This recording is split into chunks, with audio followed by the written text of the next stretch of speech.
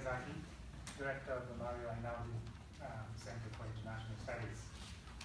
I'm very pleased, estoy encantado, to welcome you all here today, and especially to welcome Veronica Mendoza, our special guest from Peru.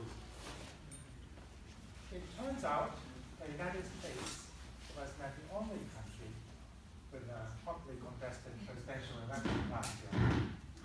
And it turns out the United States was not the only country that is wrestling in aftermath with complex questions about the future. Questions about inclusion and exclusion, gender and race, populism and elitism, and the breakdown of established political categories. 1 year ago this week, Veronica Mendoza finished a strong third in the first round of Peru's presidential election, just over 2% behind the eventual winner, the former World Bank economist Pedro Pablo Kuczynski. She represented what is known as the Broad Front, the coalition of leftist parties and political groups. Her platform included the protection of the environment, the defense of women's and LGBT rights, and the fair distribution of resources between Peru's cities and countryside. Since the election, she has emerged as the most visible leader on the Peruvian left. We are very fortunate to have her here today, and we look forward to hearing her thoughts on the political situation in her country and the region, and perhaps to draw some lessons for this country and other countries and regions that are going through their own difficult political moments. This event has many parents, and I would like to quickly thank them all. It has been organized by the Latin American Studies Program and the Cornell Latin American Students Society.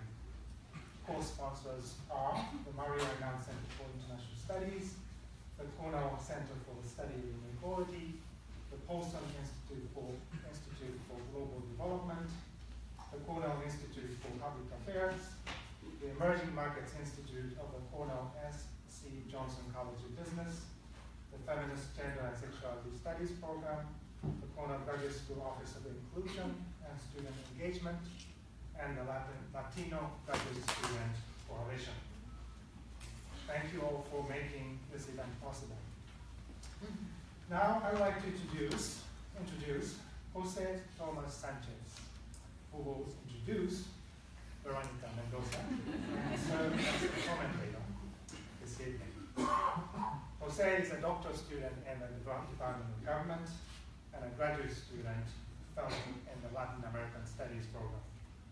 His research interests are comparative politics in Latin America, with a focus on contentious politics and constitutional change, social movements, and political parties.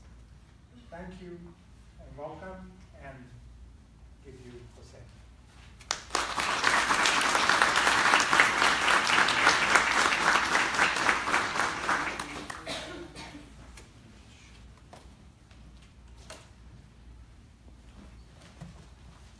Hi everyone, muy buenas tardes a todos y todas. First of all, I would like to know how many people just speak, or how many people don't speak Spanish? Okay, fair enough. Today, we will be talking about la izquierda y liderazgo político de las mujeres en América Latina, the left, and women's leadership in Latin America. And we will have a translation that will almost be simultaneous to our speaker's voice. And so that will be a challenge, but because we don't have the right equipment, but it will be just fine. se puede. Sí se puede. So I will just speak Spanish, and Carolina will do the great job of translating my questions and then translating Veronica's answers. Bueno, es un honor para mí estar aquí hoy presentando y haciendo preguntas a Verónica Mendoza, una prominente figura política de Perú, de la izquierda peruana y, me animo a decir, de la izquierda regional. It's a pleasure to be here with you today, and especially to be here with Verónica Mendoza, who I would describe not only as the leader of the Peruvian left, but also the leader of the regional left. Vamos a hablar por más o menos 1 hora y 15 minutos y después abriremos el espacio a preguntas del auditorio y a las respuestas de Verónica. We're going to talk for about 1 hour and 15 minutes, and then we're going to open it up to questions and to a conversation with Verónica. Una pequeña observación es de que al final ya las preguntas y respuestas no van a ser filmadas y grabadas, o sea que vamos a tener mucho más libertad de una conversación más íntima. One caveat, one detail to let you know is that this is being recorded. However, our question and answer period is not going to be recorded, and so there will be some more freedom to have a more intimate discussion. Verónica Mendoza es psicóloga, es de Perú, nació en Cusco, lidera el movimiento Nuevo Perú, una organización política afirmada como de izquierda. Verónica is a psychologist. She's from Cusco, and she's the leader of the New Peru, which is affirmed as a leftist group. Como fue mencionado en la introducción, en las últimas elecciones ella fue candidata a presidenta y obtuvo casi un 20% de los votos en las elecciones. Hoy su agrupación tiene presencia en el Congreso del Perú y Verónica misma se inició como política, pero al menos tuvo una importante participación en el Congreso del Perú como congresista desde el 2011. So in the last election, Verónica received, as was mentioned in the introduction, received approximately 20% of the votes, and the party has had a presence in the Senate, and Verónica herself has been involved in the Senate since 2011. Como congresista defendió los derechos de las mujeres, defendió propuestas alternativas al extractivismo, planteó defensas a la comunidad LGTBI. Por eso es que hoy se la considera como una parte de la nueva izquierda latinoamericana.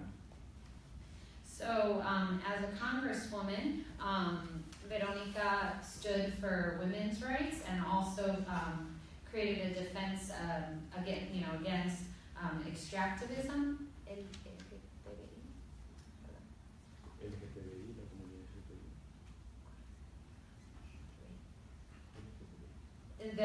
Sorry, I wasn't sure how to translate that. LGTBI, and the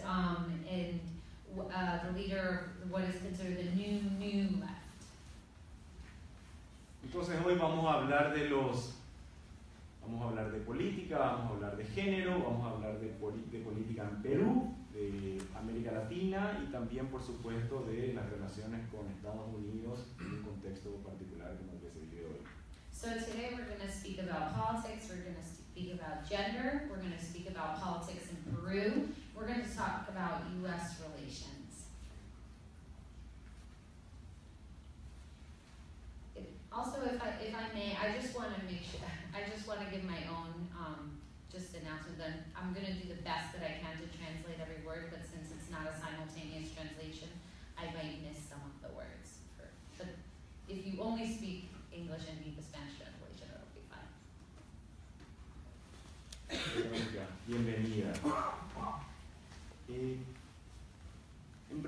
lugar, quisiera preguntarte sobre el contexto político que vive Perú hoy.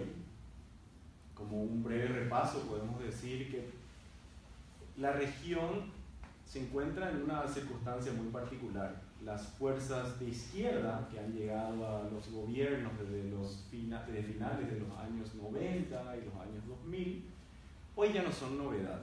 La izquierda ya no es novedad en América Latina y en algunos lugares se ha desgastado por demás, lo cual por supuesto llevó a derrotas electorales, con lo cual fuerzas políticas de centro, fuerzas políticas de centro derecha o derecha han llegado a los gobiernos de la región. O sea, en este contexto de desgaste de la izquierda, de llegada de fuerzas más conservadoras a los gobiernos de la región y de no estar en un contexto democrático más favorable de los últimos años, ya que tuvimos problemas en Brasil, problemas en Paraguay, problemas en Honduras. La pregunta es, ¿cómo está Perú hoy? So the question is, very briefly, I'm going to summarize, in the political context that Peru currently finds itself, where basically the leftism is not a new thing. It's from the 90s, from the early 2000s, and then eventually has actually been worn down. And so in this context, and then not just in Peru, but also spreading out to Brazil and such, that has opened the way for more centrist and also conservative-leaning politics to come into play. And then, what is the current state of the left in Peru? What's the current state of things in Peru? Primero que nada, muy buenas tardes a todas y a todos. Una gran alegría y un gran honor para mí estar con ustedes en esta oportunidad. Quiero, antes de responder a la pregunta, agradecer profundamente a la Universidad de Cornell por esta oportunidad, agradecer a la Asociación de Estudiantes Latinoamericanos y a todos los que han colaborado para organizar este encuentro, para que podamos tener este diálogo, y a todos y cada uno de ustedes por haberse dado un tiempo para hablar del Perú, de su presente y de su futuro. First of all, before I answer the question, thank you very much for staying. I want to thank you, I want to thank Cornell University, I want to thank the students and everyone who's made it possible for us to have this dialogue and also to talk about Peru and what's going on, the past, the present, and future of Peru. El Perú, luego de una década de autoritarismo, generalización de la corrupción en los años 90, recuperó, gracias a amplias movilizaciones ciudadanas, su democracia en el año 2000. Desde entonces sumamos ya 4 elecciones presidenciales y parlamentarias en democracia, una democracia ciertamente aún precaria, como en la mayor parte de nuestros países latinoamericanos, pero democracia al fin y al cabo.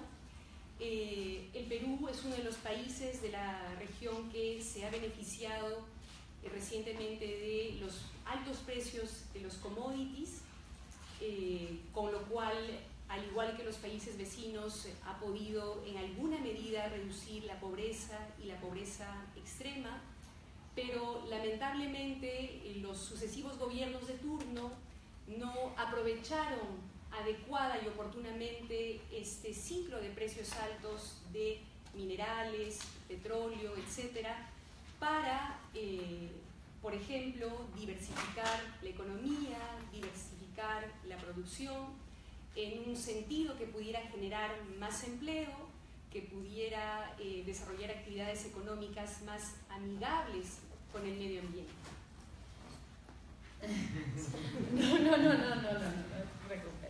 No te preocupes. Okay, so in the last decade in Peru, for one decade, in the 90s, there was a very authoritative government, and then in approximately 2000, democracy was recovered, so to speak, and there were 4 elections that were carried out democratically, perhaps not perfectly, but a democracy that was enjoyed in other parts of Latin America as well. during this time of democracy, the price of commodities, which Peru is very rich in natural resources, went up. However, those governments that subsequently were governing were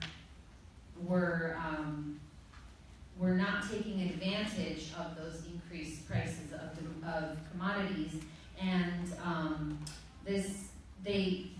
there was extreme poverty, and since they didn't take advantage of the prices, they didn't take advantage to diversify the economy, which could have helped with labor, which could have helped to protect the environment.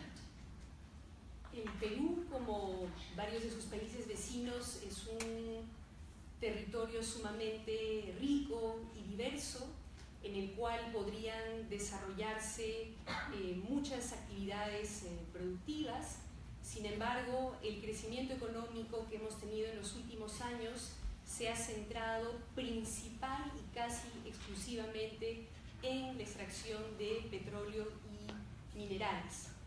Como resultado de esto, este crecimiento económico nos ha hecho que nuestra economía sea sumamente vulnerable al vaivén de los precios de los commodities en el mercado internacional, y que hoy nuestra economía sea sumamente dependiente de la economía china, por ejemplo.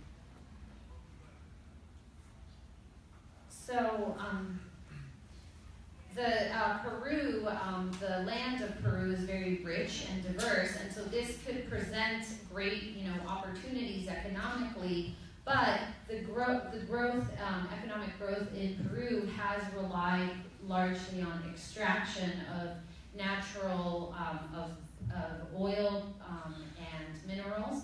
And so this has made the economy very vulnerable to commodity pricing around the world, and has also, as a result, made the Peruvian economy also reliant on, for example, Chinese exports.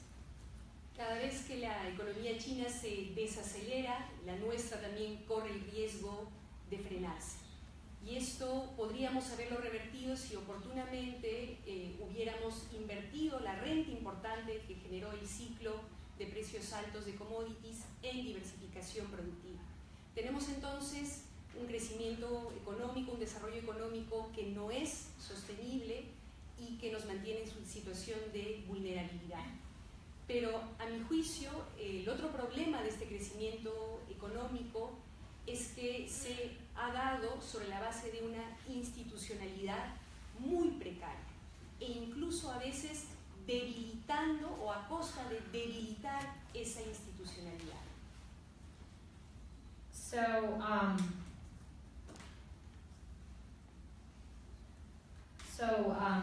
As a result,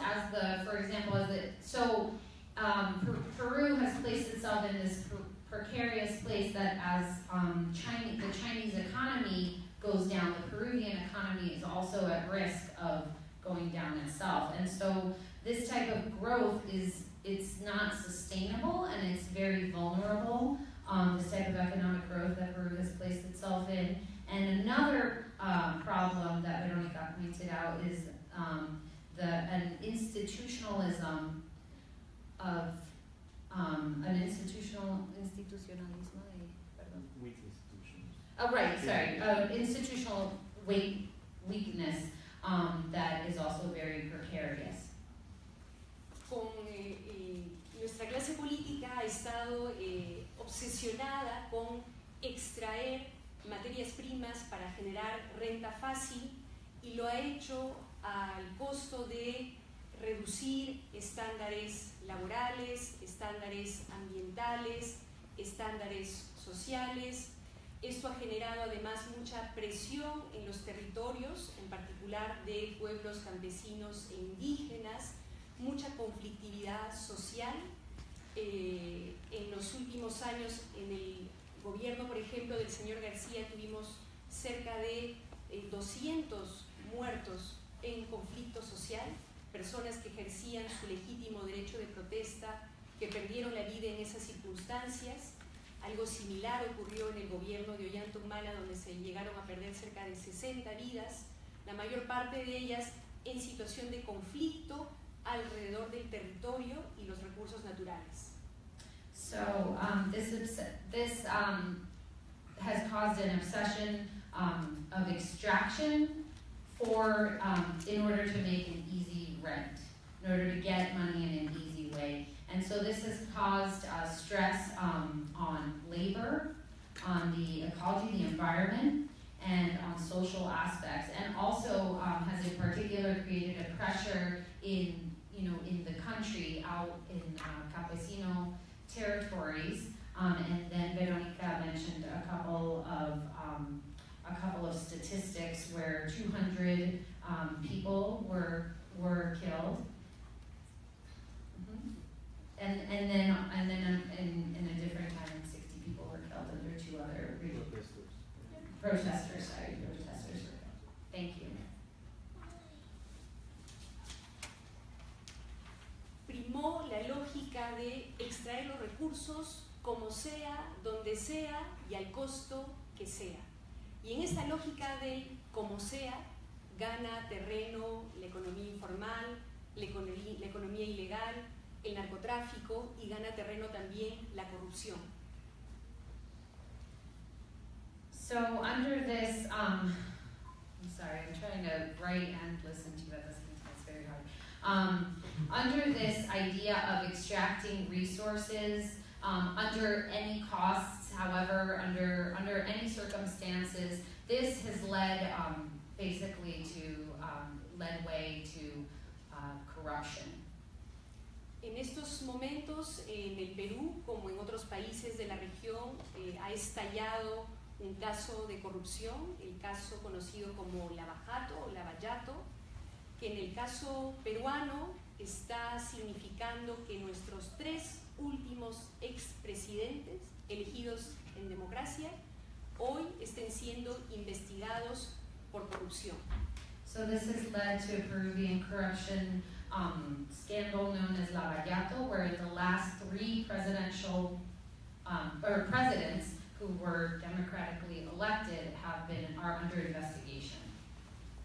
La lógica era grandes empresas constructoras que daban coimas a los altos funcionarios y luego exigían a estos sobrecostos de las obras, es decir, ganaba el funcionario con la coima y ganaba la empresa constructora con los sobrecostos. Hay casos de obras de infraestructura, carreteras, que han terminado costando el doble de lo que estaba previsto originalmente.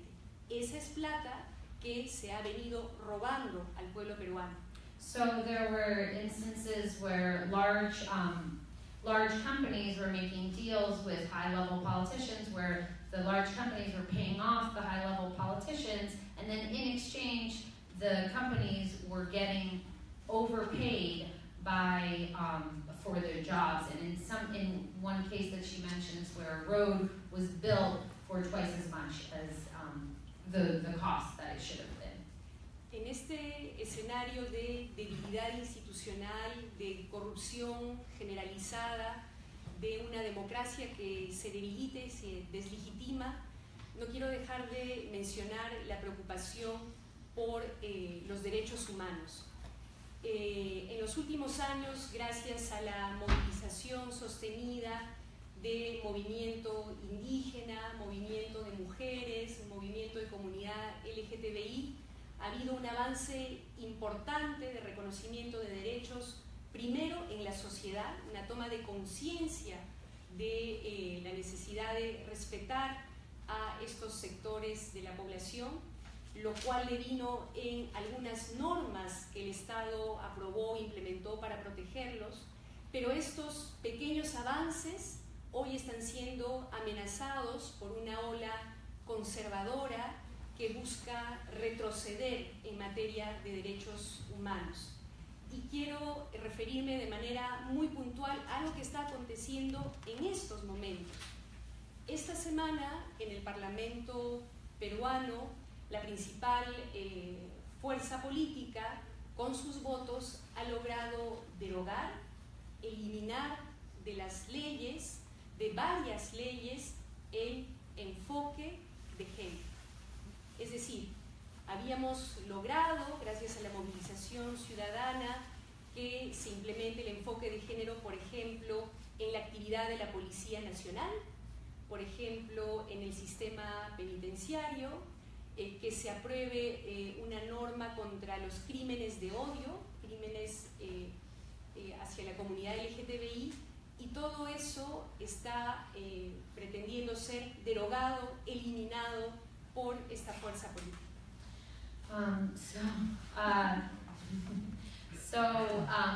In the context of this weakness, all what she's been mentioning, she also wants to discuss human rights, and in particular, as we talk about them, indigenous rights, women's rights, LGBT rights in the society, and that in the past, they've been working very hard to bring these issues to the forefront, and there have been some legislative strides made to work towards these kinds of human rights, but any of those small, and all be they small strides, those small advances have been thwarted by this recent conservative wave.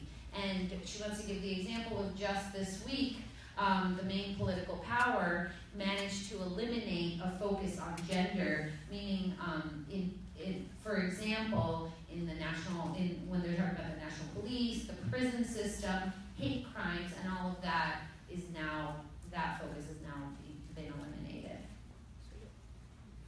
Quieren eliminar el enfoque de género de la currícula educativa nacional. Esa es la amenaza que pesa hoy sobre los derechos de las mujeres y la comunidad LGTBI en el Perú. And they also want to do away with the focus of gender on the educational system. So that's what we're facing in Peru. Gracias, Verónica. O sea, en este contexto de dificultades relacionadas al modelo económico que depende básicamente de la extracción de recursos naturales, que es como una espina clavada en la espalda de América Latina desde hace 500 años, ¿no? En este contexto de dependencia económica, de dificultades institucionales, de corrupción, de retrocesos en cuestiones de género, quisiera preguntarte ahora de tu proyecto político. Y para introducir la pregunta quisiera contarte una anécdota. Okay. Right, you're not allowed to put that down. Okay. English. So in the context of all of this, what you've been speaking about, the current Peru, with the economic model of extraction of natural resources, of economic dependency, and all of the gender issues that you've been discussing, I'd like to ask you a question about your political project and what you're bringing. And before I do that, I would like to tell a story.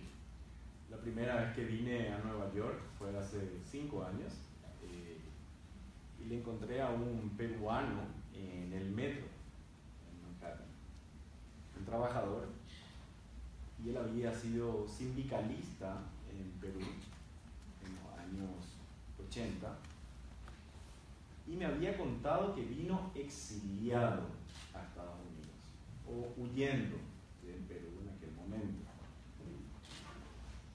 Algo que llama la atención cuando uno habla con la gente que salió por razones políticas de sus países en América Latina es que en general la gente, los movimientos, los líderes sociales, líderes de izquierda han salido al exilio de muchos países perseguidos por dictaduras de derecha, por políticos conservadores, por fuerzas represivas conservadoras. Pero lo que me contaba el sindicalista es que había huido de Perú por una persecución que venía desde la izquierda, desde la guerrilla. So I got to here to the U.S. 5 years ago, and I was on the subway, and he met a Peruvian man, worker who told me that he fled. He was exiled from Peru. He was a union member. And he said, and I typically, when I think about, or when we think about people being exiled from Latin American countries, we think of them as fleeing from rightist, conservative dictatorships. But he actually told me that he was fleeing from a leftist regime. Porque Perú estuvo dominado por mucho tiempo, en los años 80, por la izquierda estuvo asociada por mucho tiempo con un conflicto guerrillero asociado al terror, asociado a bombas, asociado a persecuciones a dirigentes sociales, asociados a luchas por derechos humanos. Todo eso fue perseguido.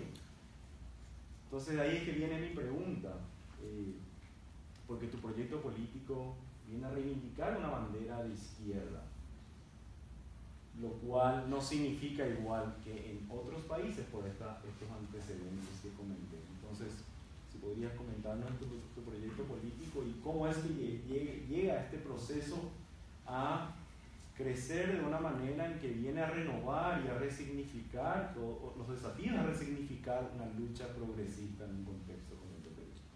So in the 1980s, so this man who he was telling about was fleeing from a leftist and guerrilla situation, and guerrilla. So in the 1980s, Peruvian left was associated with guerrilla movements and these kinds of situations. And so, to make this question brief, and you are here from a party that is here to reclaim that that new left. And so within that context, how, tell me about your political project, but then also, how do you have it grow? What's your plan for growth? Efectivamente, el Perú ha sufrido mucho al final del siglo XX, en los años 80 con el terrorismo y luego en los 90 con la dictadura fujimorista, lo cual significó pérdida de valiosas vidas humanas, debilitamiento de la democracia. Y nosotros, como proyecto político, lo que queremos es zanjar de manera definitiva con ese pasado de violencia. Queremos construir un proyecto político y un país profundamente democrático y donde los derechos humanos sean absolutamente centrales e irrenunciables.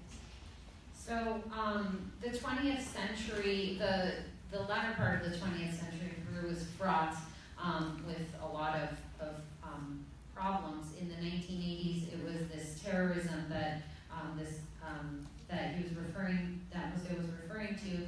In the 1990s, with the Fujimori regime, and our goal is to cut ties with this past and to create a movement that is deeply democratic and that is deeply rooted in human rights.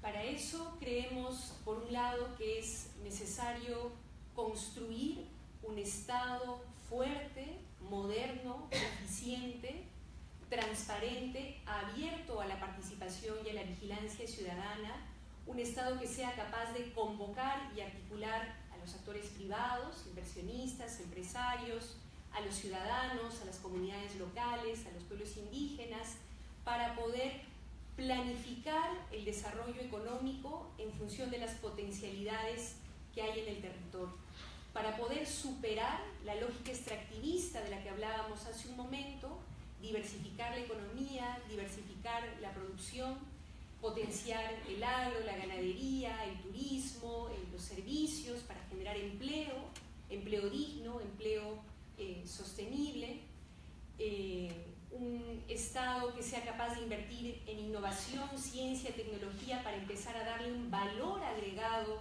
a nuestras materias primas y no solamente exportarlas o rematarlas sin haberlas aprovechado adecuadamente, un Estado que defienda la soberanía sobre nuestros recursos, que garantice que esos recursos sirvan primero a las peruanas y a los peruanos. Tenemos todo en el Perú, tenemos gas, tenemos petróleo, tenemos agua, tenemos infinidad de recursos de los cuales no se benefician directamente los peruanos y creemos que es hora de hacerlo. Pero creemos también que este Estado debe garantizar que la salud, que la educación, que el derecho a una pensión digna no se sigan viendo, como ocurre hoy, como mercancías. Hoy en el Perú, si no tienes dinero, no tienes una educación, una salud de calidad garantizada. Y te puedes morir por no haber sido atendido a tiempo en un centro de salud. Creemos que la salud, la educación, las pensiones tienen que ser derechos garantizados para todas y para todos los peruanos.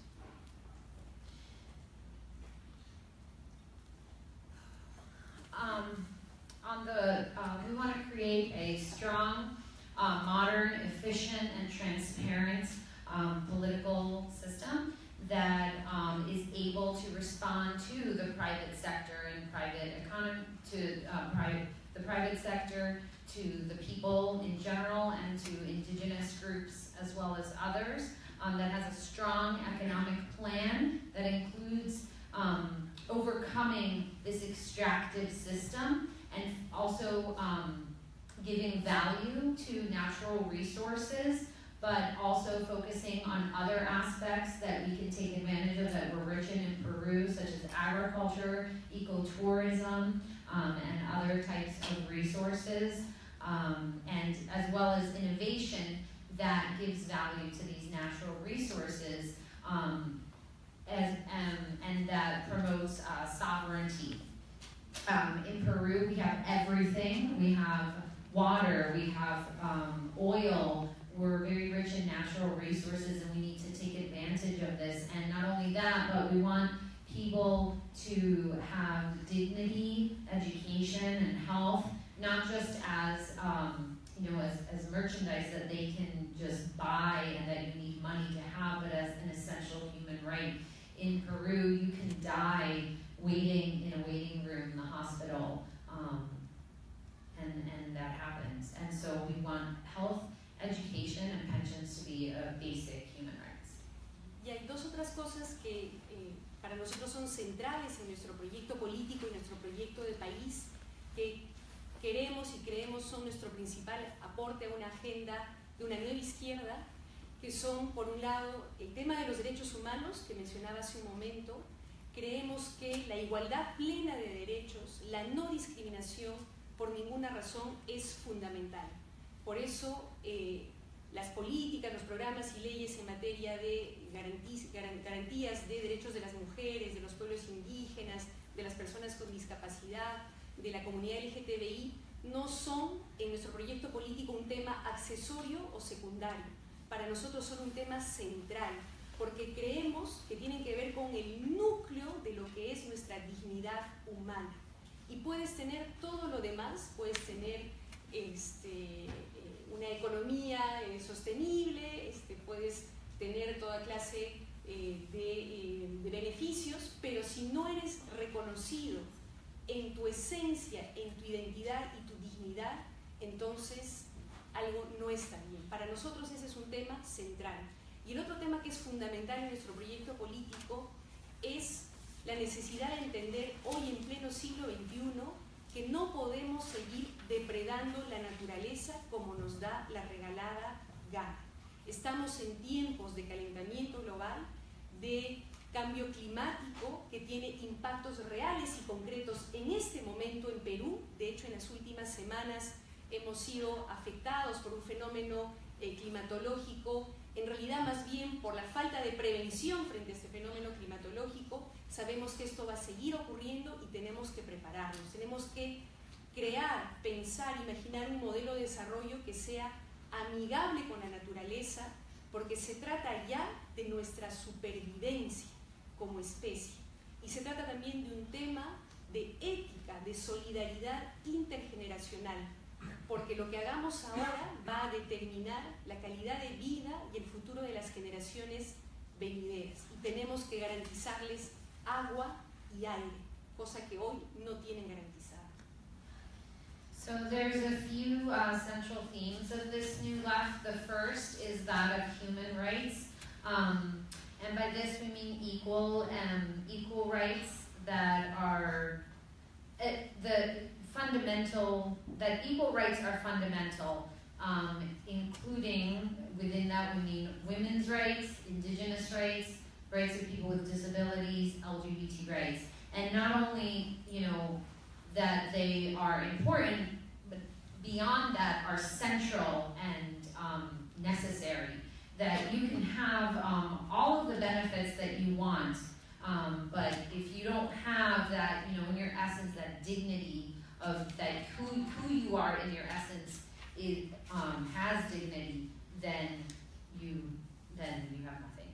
And the second of these central themes is that of a respect for the environment, to stop, acting in such a way towards the environment, disrespectful way, with climate change and things going on. In the last few weeks in Peru itself, we were affected, rather not only by climate change, but also by a lack of preparation for that. And so we need to be more prepared in ways that are environmentally friendly, surviving, and this approach needs to be intergenerational. It is intergenerational because we need to guarantee for our children, for our grandchildren, that they have clean air and clean water. Una última cosa que quiero mencionar, perdón, me estoy extendiendo, es que como proyecto político en construcción, porque somos un proyecto político joven, queremos también dejar como aporte la idea de hacer lo que decimos, demostrar en los hechos, en la práctica concreta y cotidiana, aquello que enarbolamos como discurso. Por ejemplo, hemos hablado mucho de democracia y para nosotros fue fundamental que en el proceso electoral del que hemos hablado al inicio se eligieran democráticamente la candidatura presidencial, pero también las candidaturas congresales. Y convocamos algo que a lo mejor para ustedes es una cosa común, pero que en el Perú era inédito.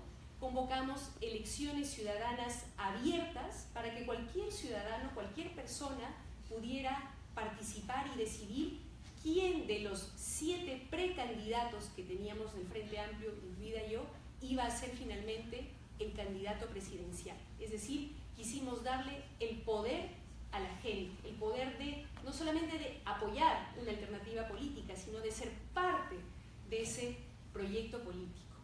Y hoy nos hemos propuesto que nuestra organización, que está todavía en construcción, que es pequeña y aún precaria, prefigure la sociedad que queremos construir. Y una de las cosas que estamos justamente debatiendo en estos momentos es el tema de la participación de las mujeres. Puedo decir con algo de orgullo que nuestro programa de gobierno, el que propusimos para las elecciones presidenciales pasadas, era uno de los más avanzados en esta materia.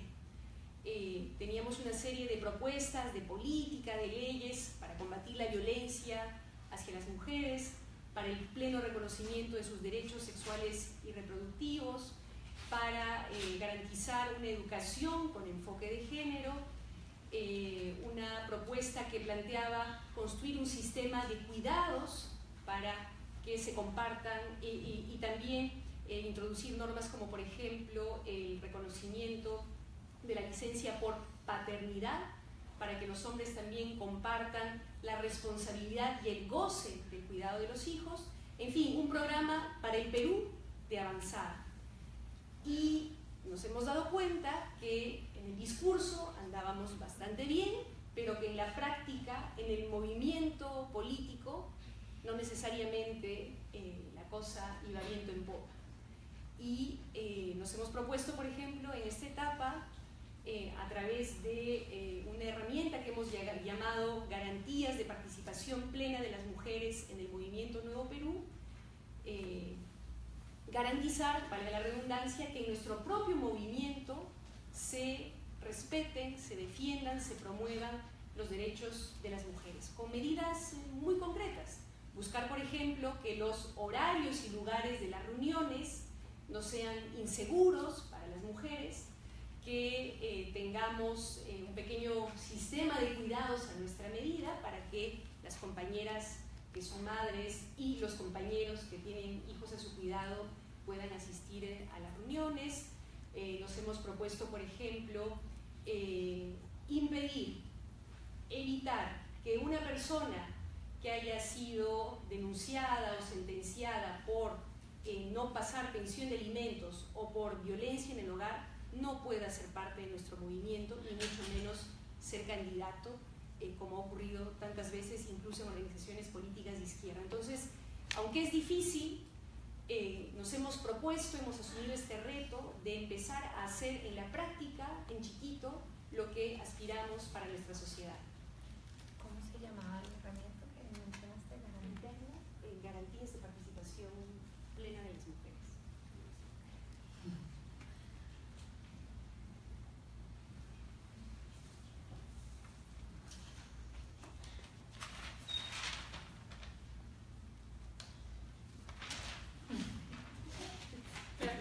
No, tranquilo, bueno,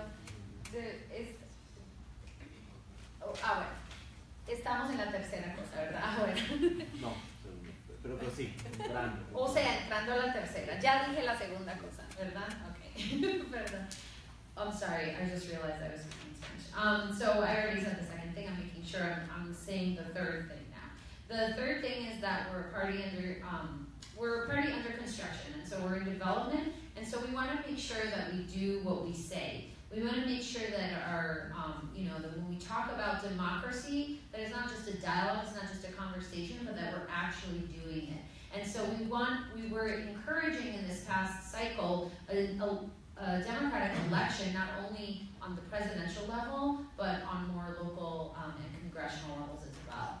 And also encouraging open elections, meaning that anybody, which she was saying that is something probably we have here, which I think is like a primary election, and so that anybody can run in a primary election for a specific party.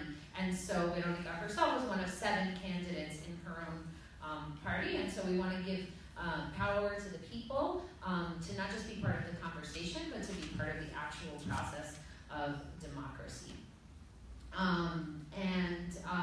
So we also encourage the participation of women, and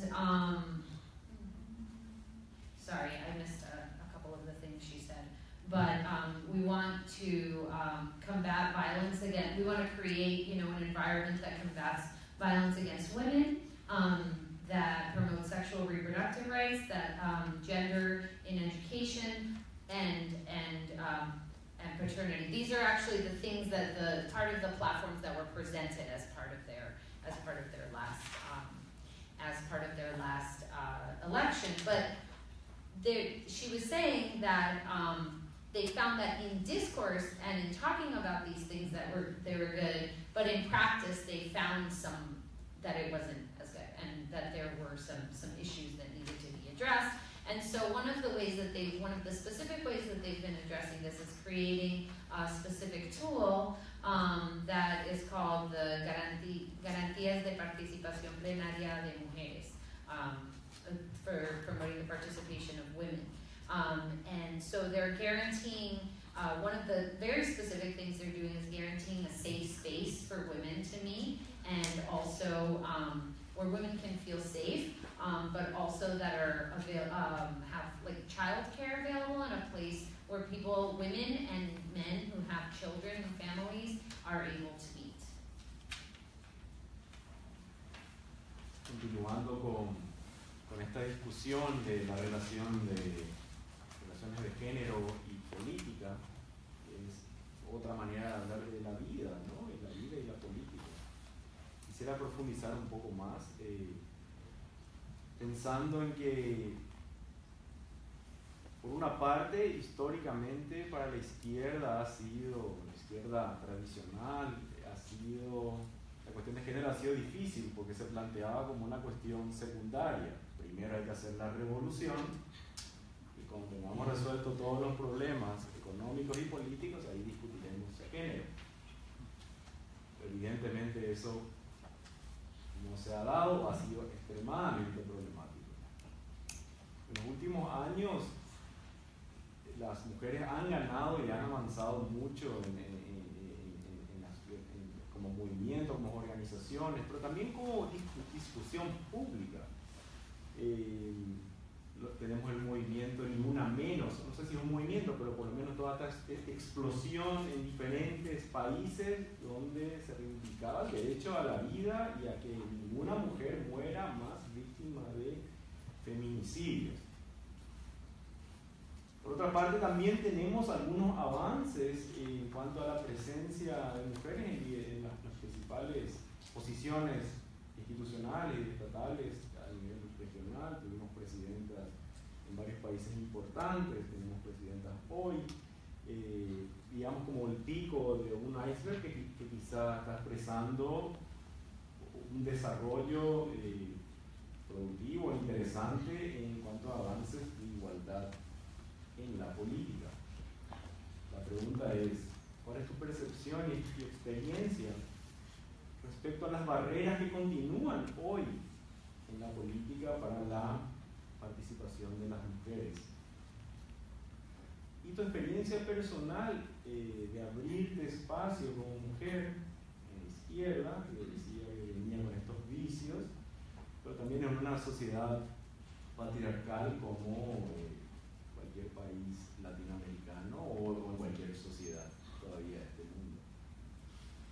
So the next question is along the theme that we were talking about, gender and politics, which is another way of speaking about life. And to contextualize my question, on the one hand, you know, this very traditional, as we talk about the first row, in the traditional sense of, you know, in the traditional left, right? Sorry, in the traditional left, in these kinds of the older model that we were talking about, the old left, I guess we're calling. The idea was like first revolution, first we get all those rights, and first we get our freedom, and then we'll talk about gender after we get that. And evidently that, you know, gets pushed aside, and that has been problematic. At the same time, women have been advancing, you know, publicly. There's been like an explosion in right to life, no more violence towards women, and in those kinds of sense. And on the other hand, women have also been in power lately, regionally in Latin America. There have been women presidents, and this is sort of like the tip of an iceberg that might, you know, contain a deeper part to it. And so my question to you within this context is, what are your experiences on barriers to women in politics, and on your own personal experience opening yourself up to be in this position in what is a patriarchal society, not just in Peru and Latin America, but also just in general society today still? Ajá. Digo ajá porque creo que nunca lo he planteado desde una perspectiva personal, a pesar de que me lo he preguntado, pero esta vez me voy a atrever a hacerlo. Porque creo que sí, que es importante reconocer que toda mujer que decide participar en política, en alguna medida, siempre es víctima de violencia de distintas formas, es víctima de los prejuicios y de los estereotipos. Yo creo que nadie se libra de ello, ¿no? Y más si, como en mi caso, eres mujer, pero además eres joven y además eres provinciana. Entonces hay varios motivos para que te encasillen en determinados estereotipos. Y claro que me han encasillado, ¿no? Estoy recordando una experiencia, una anécdota, si se puede llamar así, que viví creo que en las primeras semanas de entrar al Congreso de la República, allá por el 2011, en la que, claro, me encasillaron en el estereotipo de mujer objeto decorativo. Y fue un colega congresista, además, no de derechas, vamos a decir, de centro izquierda, que claro, no me conocía mucho, y me llamó anunciándome que iba a hacer una conferencia de prensa, ya no recuerdo para qué tema, y me dijo textualmente, sin desparpajo: Vero, o colega, te invito a que me acompañes a la conferencia tal, para adornar la mesa. Y es algo que ocurre con frecuencia, ¿no? Y ahora que el tema de género está de moda, entonces llaman a la compañera para que salga en la foto, porque la foto así se ve más bonita, ¿no es cierto?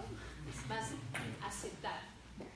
Pero también está el estereotipo de la mujer pasiva, sumisa, que claro, fue en el que me encasillaron en el momento en que fui elegida candidata presidencial.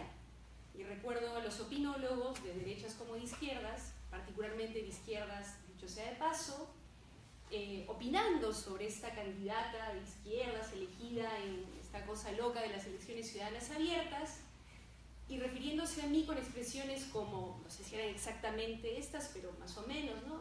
Sí, es una chica simpática, sí, es buena, pero nunca refiriéndose, criticando mis propuestas, ¿no? El programa del Frente Amplio, ¿no?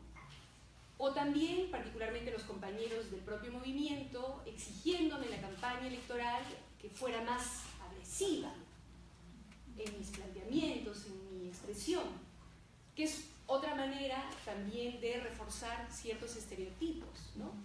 Además de reforzar una cultura política, patriarcal, machista, profundamente machista, ¿no? Esta idea de que el buen político, el buen líder, es el que habla fuerte, el que se impone, ¿no es cierto? El que se hace respetar. Que no es precisamente una manera de ser política muy democrática, ¿no es cierto? Y que no es precisamente la forma de hacer política que nosotros queremos construir. Yo quiero hacer política, una nueva política de diálogo, de construcción de consensos, de escucha, de horizontalidad, de diversidad de liderazgos. De hecho, estoy muy contenta y orgullosa de compartir el movimiento con valiosas compañeras mujeres, que ojalá ustedes puedan escuchar: Marisa Glavi, Indira Huica, Tania Pariona, jóvenes mujeres. Pero no es necesariamente, esto no coincide, esta idea nuestra de política no coincide necesariamente con los estándares establecidos, ¿no? Y creo que sí es posible y sí es necesario hacer política sobre la base del diálogo, de la escucha, de los consensos, sin negar, por supuesto, que en determinados momentos y ante determinadas circunstancias hay que gritar. Si toca gritar, gritas para defender tus derechos cuando nos están vulnerando, gritas cuando matan a alguna de nosotras, cuando ocurre un feminicidio, gritas, protestas y sales a la calle y te indignas cuando casos de violencia hacia las mujeres quedan en impunidad, cuando te enteras que el caso de esterilizaciones forzadas a mujeres campesinas de la dictadura de los 90 hasta el día de hoy queda en impunidad. Claro que sí, hay momentos y circunstancias en los cuales toca alzar la voz, toca poner el cuerpo, pero eso no necesariamente niega que puedas en política apelar, ¿por qué no?, al amor, a la alegría, que son conceptos y fuerzas profundamente transformadoras, casi subversivas, en una sociedad en la cual estamos viviendo además esta ola conservadora, esta ola oscura y regresiva que apela al miedo y al odio. Ahora más que nunca, entonces, es importante reivindicar y apelar al amor, a la alegría en la política. Más de una vez me han tildado de cursi por introducir estos conceptos en la vida y la acción política, pero creo que vale la pena, ¿no? Y me animaría a decirles a aquellos que lo consideran cursi, que pierdan el miedo, que se atrevan.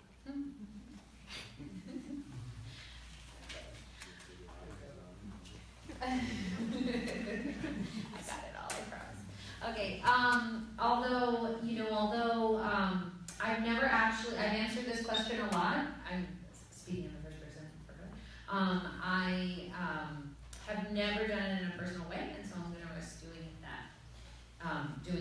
that right now. So all women who do this job are victims of prejudice, of stereotyping, and of all of that, of this type of violence. In my case, I'm not only a woman, but I'm also young and provincial. Here's a story for you. In 2011, in the National Congress, a congressman who is a conservative congressman called me, and he said to me, colleague, female colleague, I would like to invite you to this press conference, and I would like to invite you to sit around this table to decorate the table, to be an object, to be a pretty thing on the table.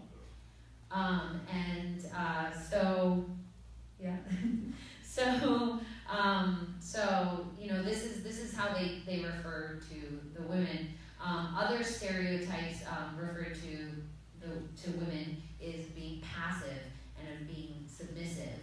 And actually, for me, you know, when on both the conservative and right and the left side, the pundits, the political commentators, were, even the ones on the right, were calling me a nice girl and a good girl. But they weren't ever criticizing my proposals. They weren't taking them seriously. And the men within my own movement were demanding aggressiveness for me, telling me that I need to be more aggressive. And so this is all, of course, reinforcing patriarchal, machista idea that to be a good politician means that you need to make people respect you, that you need to be forceful and aggressive. And that's not what we want. We want to create an environment of dialogue, of consensus, of horizontal government, of transparency. And I think it's possible, without doubting I think that is possible, to have that kind of environment that's transparent, that is democratic, that encourages dialogue and listening. But without a doubt, at the same time, there is also a place and a space for yelling and for protesting and for hitting the streets. You know, that in times when there's violence against women, when we know that there has still been no impunity for crimes committed in the 90s against women, that there is a place for, you know, of course we have to get angry, we have to yell, we have to fight. And with this, you know, conservative wave that appeals to hate and to violence, we want a government that, we have a political view that appeals to love. And that has also been criticized itself. Oh, it was called kursi, which I don't actually know how to translate kursi. I guess that's just snobby. Oh, kursi. Okay, gracias. Yeah, so that's actually, yeah, okay, I get it now. Yes, so that has been, you know, described as being snobby in itself. Hoity-toity. Sí. Solamente quería agregar que soy absolutamente consciente de lo que a mí me ha tocado vivir, no es absolutamente nada comparado con lo que miles de mujeres que se atreven a participar en política padecen. Primero, para poder asumir siquiera la idea de participar, porque estamos en un país machista, como la mayor parte ciertamente de la región, que en los últimos años ha estado entre el primer y el tercer lugar entre los países latinoamericanos en cuanto a denuncias por violación sexual. En lo que va de este año 2017, en estos menos de 4 meses, ya hay 1.200 denuncias por violación sexual registradas oficialmente por el Ministerio de la Mujer, y ustedes saben bien que ese es un porcentaje ínfimo, ¿no? Las violaciones que se denuncian respecto a las que ocurren en la realidad. Un país donde cada año se producen en promedio 100 feminicidios, un país en el que el 40% de las mujeres es víctima cotidianamente de algún tipo de violencia física, psicológica o sexual por parte de su pareja, un país donde no puedes salir a caminar a la calle con tranquilidad sin el riesgo o la amenaza de ser violentada, un país donde las mujeres, a pesar de que puedan trabajar igual que los hombres, emplear el mismo tiempo en su trabajo, asumir la misma responsabilidad, siguen ganando menos que los hombres, en promedio 30%, 15% en el sector público, pero igual sigue siendo una brecha importante. Un país en el que las mujeres todavía asumen la mayor parte del cuidado de los hijos y de la casa. Prácticamente el doble de tiempo es el que emplean en estas tareas respecto a los hombres. Entonces, son estas las múltiples barreras que tiene que superar una mujer para poder darse un tiempo, eventualmente, y un espacio para decidir participar en política. Pero una vez que toma la decisión, la batalla no está ganada. Hay estadísticas oficiales que señalan que el 40% de las mujeres que deciden participar en política es víctima de acoso político, es decir, de distintas formas de violencia psicológica, verbal, sexual, que buscan limitar el ejercicio de su participación política o el ejercicio de su cargo. Y quiero recordar un par de casos muy concretos que me trajeron mujeres autoridades para pedirme que yo presentara un proyecto de ley para prevenir y sancionar el acoso político.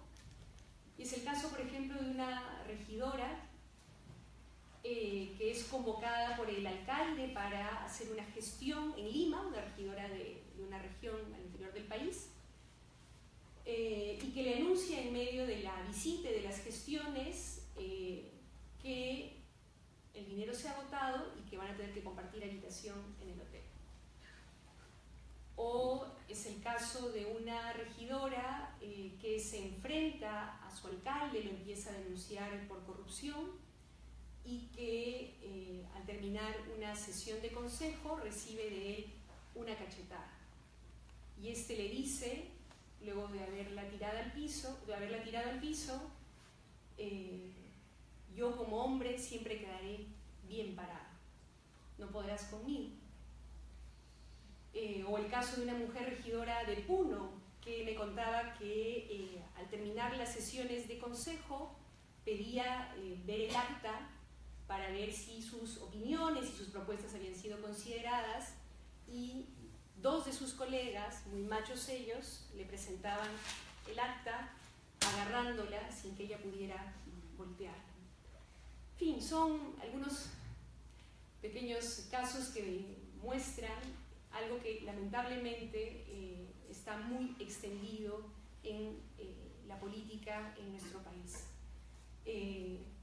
Son entonces todavía múltiples y muy duras las barreras que las mujeres tienen que superar para poder participar en política. De hecho, eso explica que hoy en el Perú solamente tenemos una presidenta regional de las 26 regiones que hay en el país, y a nivel de alcaldías provinciales, distritales, solamente tenemos 3% de alcaldesas, es decir, casi nada.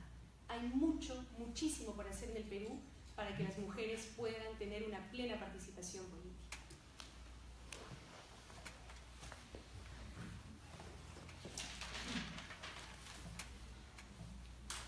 So, I acknowledge as well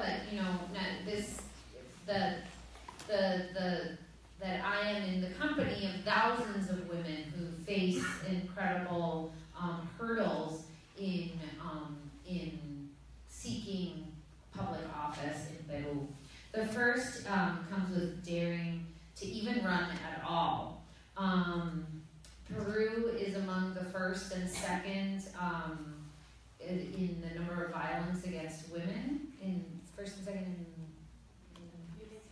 sí, pero en el mundo, in Latin America against sexual violence and violence against women.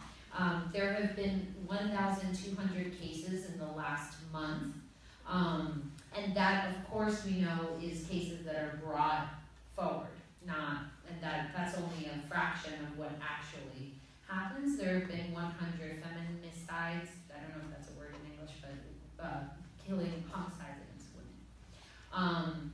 And, of course, victims of domestic violence, there's a risk of going to the street, going out on the street without being violated. And then on the other hand, economically, women earn less than men. Generally, the average of 30% less, 15% less in the public sector. And of course, women are the ones who mostly care for the home, and they spend twice as much time caring for the home and for the children as men. Aside from all of these barriers, that's just the beginning, because once they're elected, there's a whole nother set of issues. 40% of women who run for office are subject to verbal abuse, the verbal abuse against their right to exercise their political freedoms. Here are a few examples of cases that are brought to me. Sorry, ¿qué es regidora? Councilwoman. Councilwoman, sorry. One councilwoman who had I think it was the mayor that she was talking to, announced to her when they were at a conference that since they were low on money, that she would have to share a hotel room with him. Another councilwoman told her, when she brought forward some issues with the budget to her boss, he slapped her across the face. And he told her that as a man, he's always right and he can't be brought down. Another woman asked if her, followed through with whether her proposal had been considered to her male colleagues, and they handed it to her, forcing their hands over it so that she couldn't physically pick it up. These are just some examples of many barriers. Today, there is only one female regional president of the 26 regions in the country, and only 3% of mayors. That's to say almost nothing. So there's still a lot of work to be done.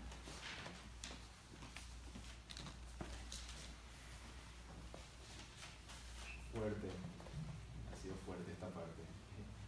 Para ir cerrando, Verónica, me gustaría preguntarte sobre retos, sobre el futuro, pensando en tres elementos, ¿no? Dos que vienen de la conversación y uno un tema que no podemos evitar, ¿no? Dos temas que vienen de la conversación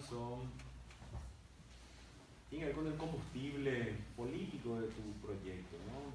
Recuerdo a una dirigente feminista en Paraguay diciendo a la izquierda que el movimiento obrero, así como lo conocimos históricamente, ya no existe, y que ese movimiento obrero traía el mensaje de la igualdad, hoy ya no tiene la fuerza de hacerlo.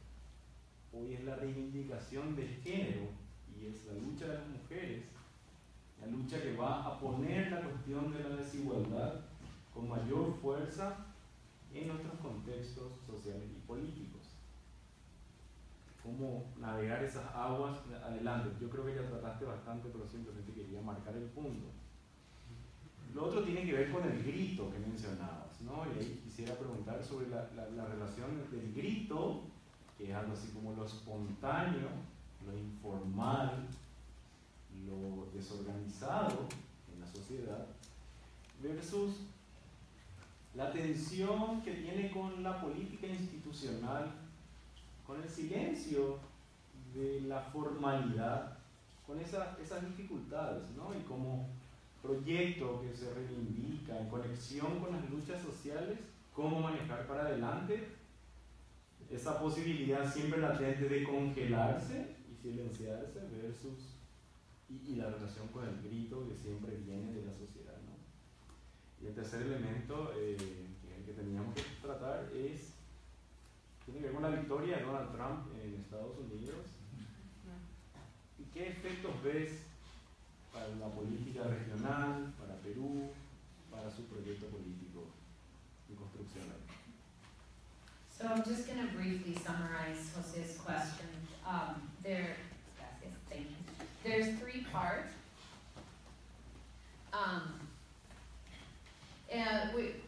So in closing, I would like to ask you about the challenges for the future of this movement, of this project.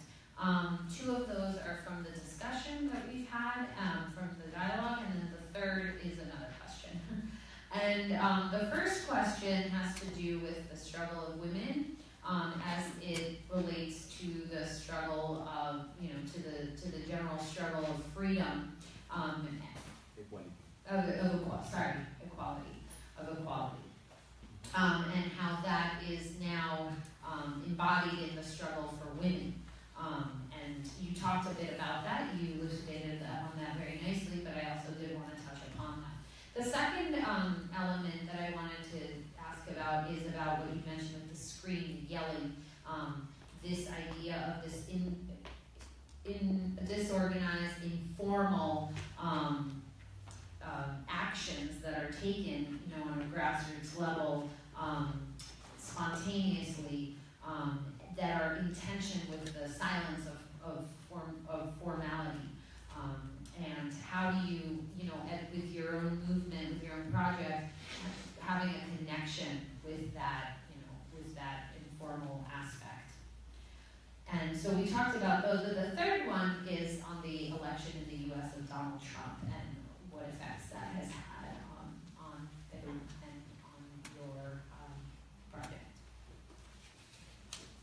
Siempre trato de recordar en nuestro movimiento que si logramos existir y además tener voz y eco en la política peruana y tener un resultado expectante en el último proceso electoral, no fue porque un grupo de iluminados nos juntáramos y tuviéramos ideas geniales y de pronto la chispa prendiera, sino porque nuestro proyecto político se construyó en y gracias a la lucha, la persistencia de varios movimientos sociales en el Perú que han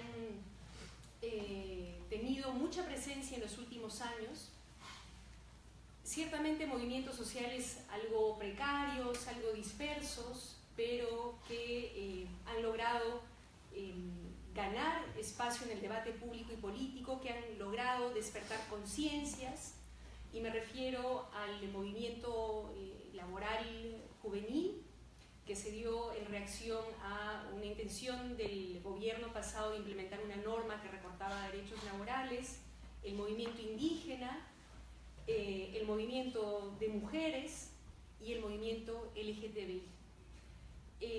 Aunque en la práctica no haya habido una articulación sólida entre estos distintos movimientos, simbólicamente sí se ha producido una confluencia importante que abrió un espacio en la política peruana para estas agendas. Y es gracias a esta avanzada que el Frente Amplio y luego el Movimiento Nuevo Perú pudo, creo yo, existir y tener presencia política. Y creo que esto es fundamental, tenerlo siempre presente y recordar, como nosotros creemos, que todo proyecto de transformación pasa ciertamente por el Estado, por las reformas institucionales, por leyes que garanticen derechos, etc., pero no puede perder de vista la sociedad, la ciudadanía, el movimiento social.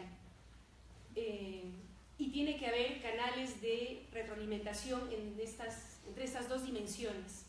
Y por eso nos hemos propuesto también en nuestro movimiento como reto, porque es algo que no tenemos construido, acabado, no tenemos todas las respuestas, pero sí nos lo hemos planteado como reto, construir un movimiento que tenga siempre este vínculo, esta presencia permanente en el movimiento social, con la gente, en la calle, en su barrio, en su comunidad, para evitar lo que creo le ha ocurrido o le está ocurriendo a algunos de los gobiernos de izquierda o progresistas en la región en la actualidad, ¿no? Que es esta distancia entre la esfera pública, la esfera institucional y el movimiento social. Creo que es fundamental mantener ese vínculo, porque solo con la fuerza de la sociedad consciente, movilizada, organizada, solo con la fuerza del movimiento social es que podremos impulsar los cambios que nuestro país necesita.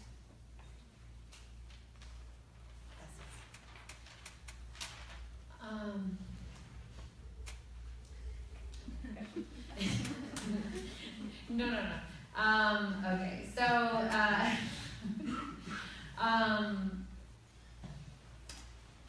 okay. So if we achieve success, the success that we've achieved as of now is not because, you know, an illuminated few got into a room and made these decisions and are enlightened, but rather because we, you know, have a connection. It's a political connection that movement that is connected to this social, you know, precarious, albeit precarious and diverse, but these social movements, these grassroots movements, including, she mentioned the youth labor movement, indigenous movement, women's movement, LGBT movement. It's something that, you know, wasn't formally a part of it, but symbolically, and also, you know, they're in touch with that, with those movements, and thanks to them, for sure. I'm sorry, she stresses that she doesn't want to lose sight of the social movement and the fact that, you know, there's these two dimensions, these grassroots, you know, social movements, and then the policy, you know, with the people, and then, you know, those who are making policy and government, and that the goal is to build a movement that is present with has in mind the people of the movement.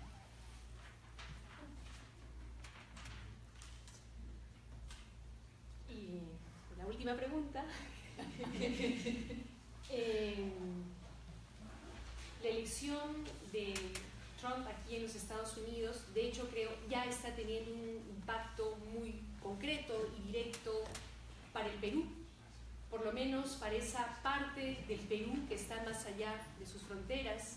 Me refiero a las peruanas y los peruanos que viven fuera del país, que son nada más y nada menos que 3.800.000, de una población de 31,5 millones, es decir, más del 10% de peruanos viven fuera. De esos 3.800.000 peruanos y peruanas, cerca de 1.200.000 viven aquí en los Estados Unidos. Entonces es una parte importante del Perú la que está aquí en este territorio y la que está bajo amenaza de xenofobia, eventualmente de agresiones, de deportaciones abusivas, y es algo que nos preocupa y para lo cual requerimos que nuestro Estado esté a la altura, diseñe una estrategia, un plan de contingencia para proteger los derechos de esta comunidad.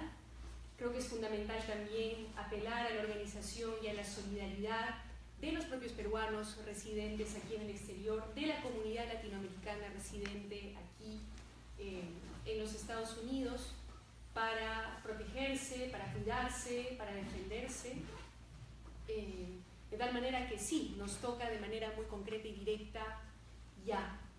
Pero creo que también hay un riesgo de que el discurso y la práctica agresiva, machista, xenófoba del señor Trump pueda ser emulada en la región y en nuestro país por otros líderes que puedan, y seguro hay más de uno, ver con admiración al señor Trump y que pueda de pronto, viendo entonces al presidente de, entre comillas, la nación más poderosa del mundo, sentirse libre de decir y hacer lo mismo y de entonces darle un impulso mayor a esta ola que ya está llegando a Latinoamérica, que ya está llegando al Perú, conservadora, que quiere hacernos retroceder en materia de derechos.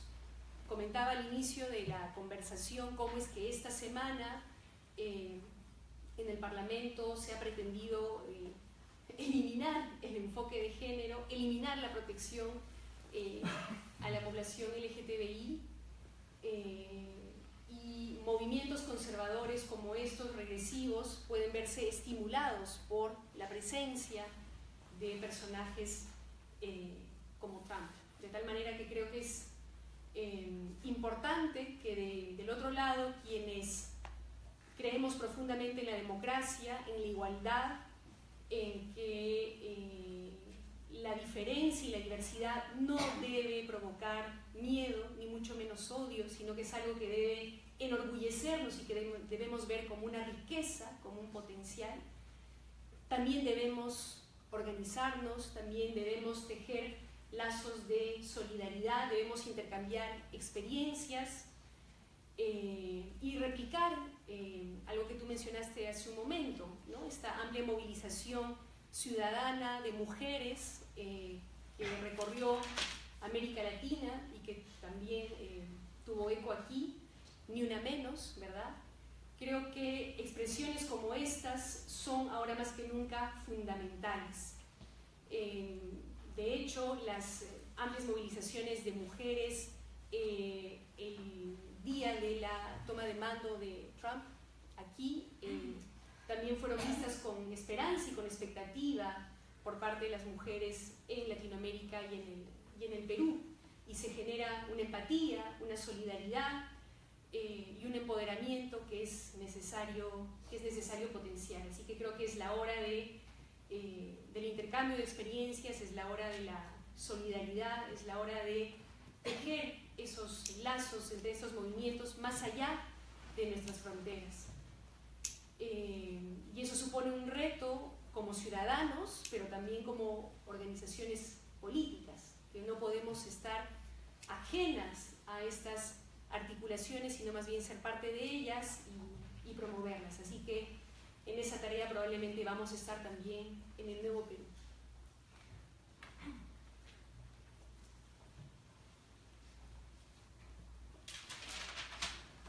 Donald Trump's election in the U.S. has already had a great impact, in a very concrete and direct impact. And what I'm talking about is the Peruvians who are abroad. There are 3,800,000 people who are living outside of Peru. Of the 31.5 million of the population, that is approximately a little less than 10%. And I missed the number that live in the U.S. Was it the 1,200,000? Sorry. And these individuals are under threat of xenophobia, of aggressions, of violent deportations.